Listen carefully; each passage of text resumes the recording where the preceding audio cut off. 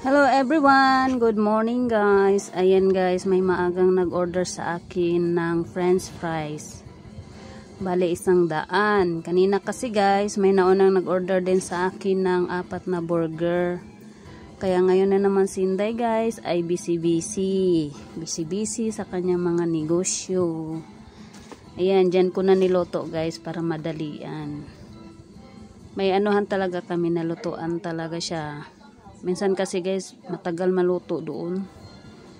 Ayan guys, busy muna tayo ngayon. Lagi na lang busy, pati sa reels busy. Kayo guys, good morning sa lahat. Ayan, asikaso na naman si Inday sa kanyang mga negosyo. At tayo na naman ay maghanda para sa ating mga reels. Sunod nito, papaluin na naman tayo ni Mita nito. Ayan, yung french fries ko guys.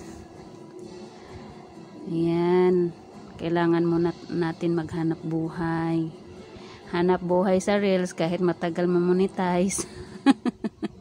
Thank you for watching.